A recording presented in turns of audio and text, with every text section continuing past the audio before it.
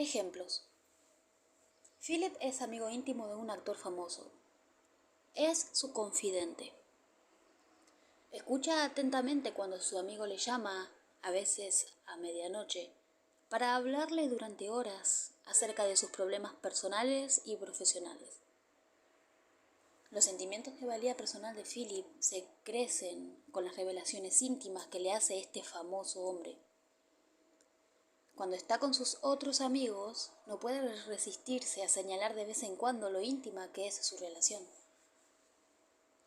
Conozco a millones de mujeres que le adoran, pero os sorprendería conocer lo inseguro que es. Siempre se está preguntando, ¿soy lo que desean o es mi fama?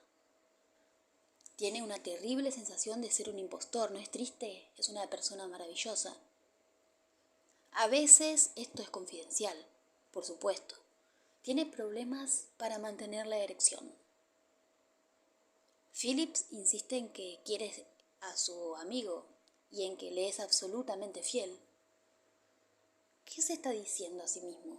A las 3 de la madrugada, con sus docenas de traiciones, motivadas por su deseo de estatus a los ojos de sus demás amigos. ¿Se da cuenta de que cada traición disminuye en vez de elevar su autoestima? ¿Ha establecido esta vinculación?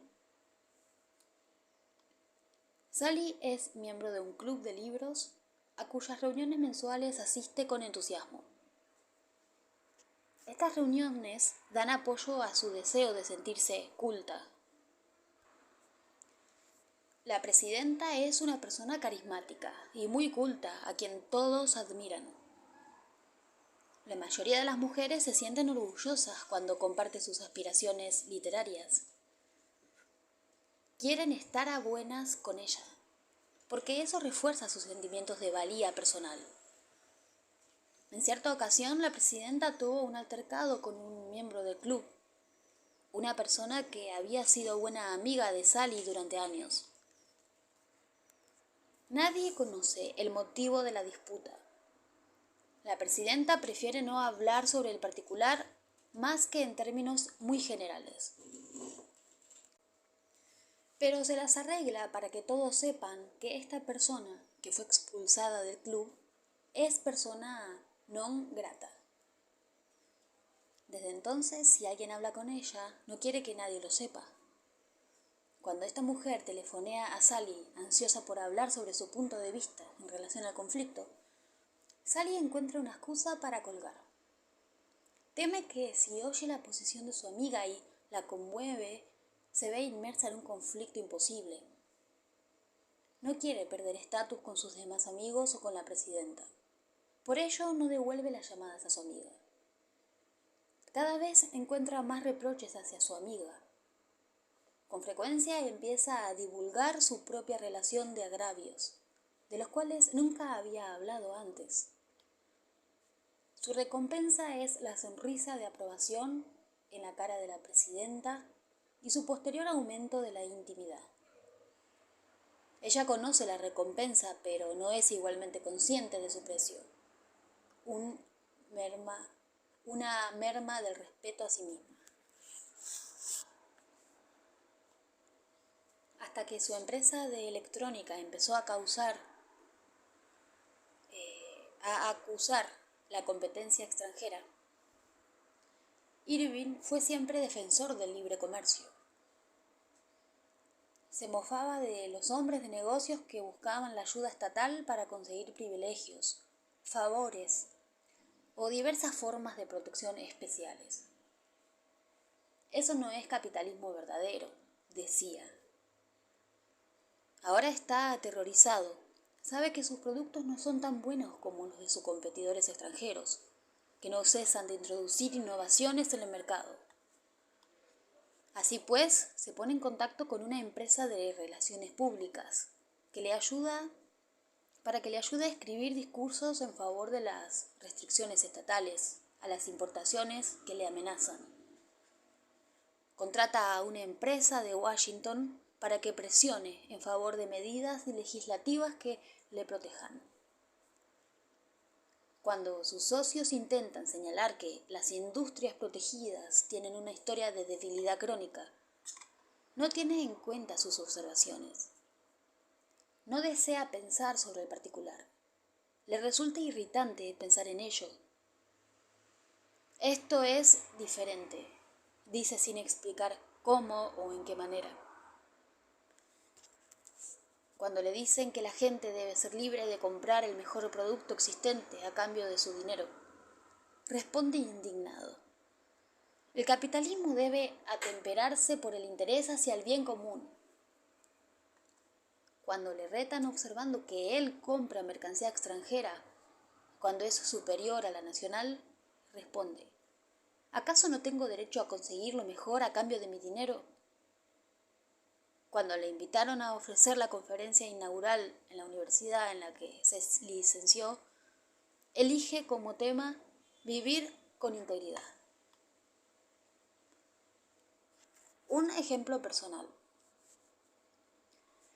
Ya he dicho que las decisiones morales no son siempre fáciles y que a veces correcta o incorrectamente sentimos que nuestras elecciones son penosamente complejas y difíciles. Hace muchos años me casé con una mujer con la que estaba muy unido, pero a la que ya no quería. Mi romance con Ayn Rand se marchitaba, pero no terminaba oficialmente.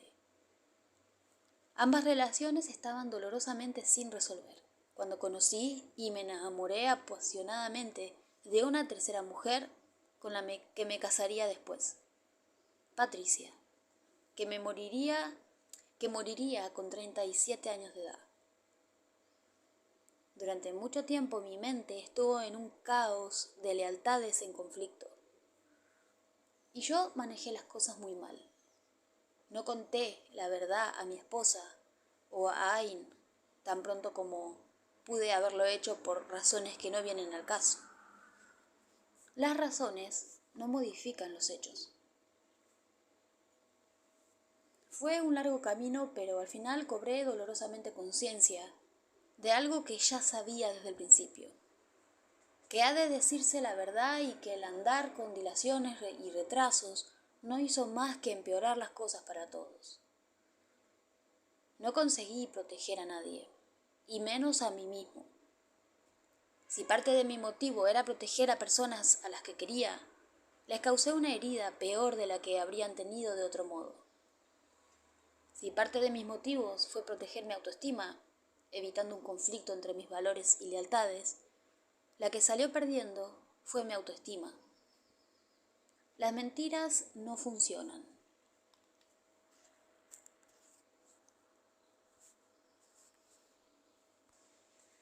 Una aplicación práctica. Un cliente me preguntó: ¿cree usted que es realmente tan vergonzoso hinchar mi cuenta de gastos? Todo el mundo lo hace. Imagino, le dije, que hacerlo debe de molestarle algo, pues de lo contrario no lo habría mencionado. He estado completando estos comienzos de frase. Si aporto un 5% más de integridad a mi vida.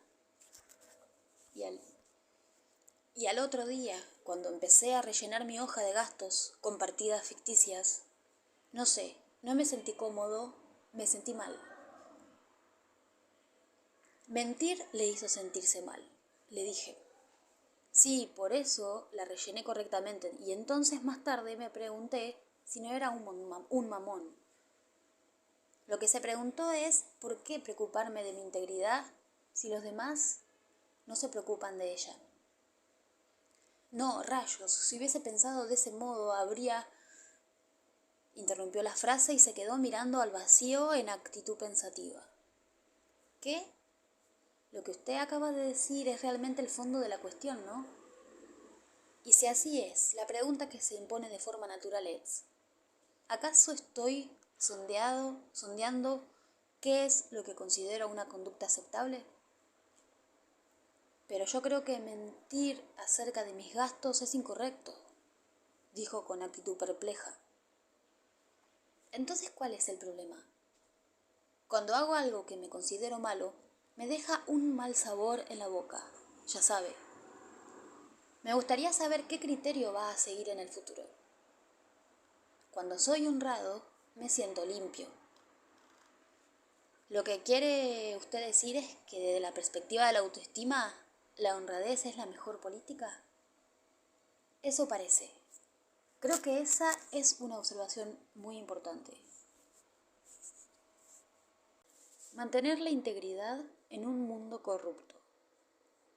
En un mundo en el que nos consideramos y los demás nos consideran responsables de nuestros actos, la práctica de la integridad es relativamente más fácil que en un mundo en el que no existe el principio de responsabilidad personal. Una cultura de la responsabilidad tiende a prestar apoyo a nuestras aspiraciones morales.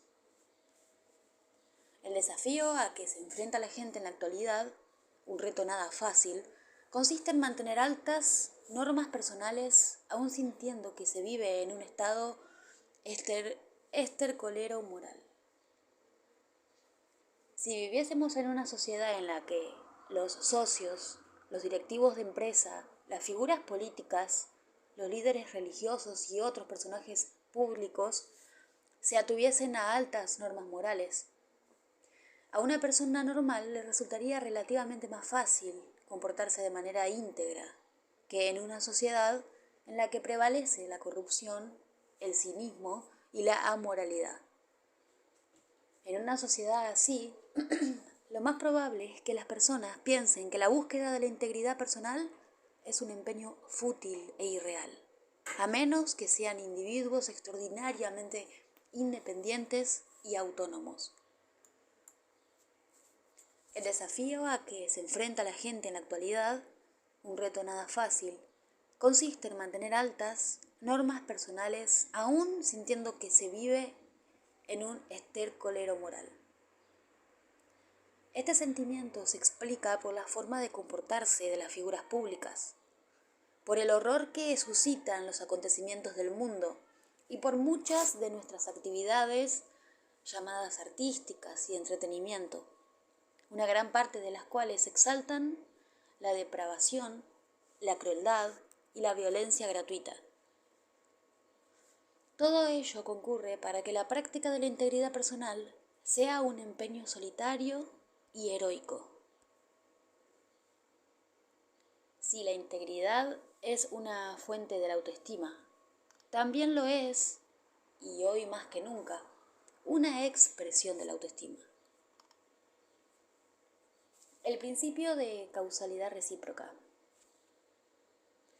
En realidad, esto nos lleva a una cuestión importante. Con respecto a los 6 pilares, podría preguntarse, para ponerlos en práctica, ¿no es necesario poseer ya autoestima? ¿Cómo pueden servir entonces el fundamento de la autoestima? Para responder a esta pregunta, tengo que introducir el que yo llamo principio de la causalidad recíproca. Este principio dice que las conductas que generan una buena autoestima son también expresión de una buena autoestima. El vivir de manera consciente es a la vez causa y efecto de la eficacia de uno mismo y del respeto de sí mismo. Y también lo son la aceptación de sí mismo, la responsabilidad de uno mismo y todas las demás prácticas que describo.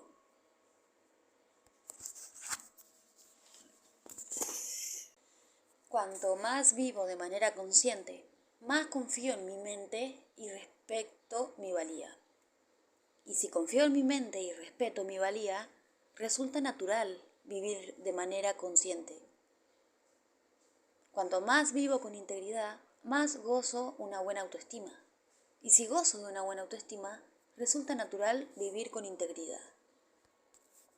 Otro aspecto que vale la pena mencionar de la dinámica de este proceso, es que con el tiempo la práctica de estas virtudes tiende a generar la sensación de que son necesarias. Si habitualmente obro con un alto nivel de conciencia, la falta de claridad y la sensación de ofuscamiento me harán sentir incómodo. Habitualmente sentiré un deseo de despejar la oscuridad.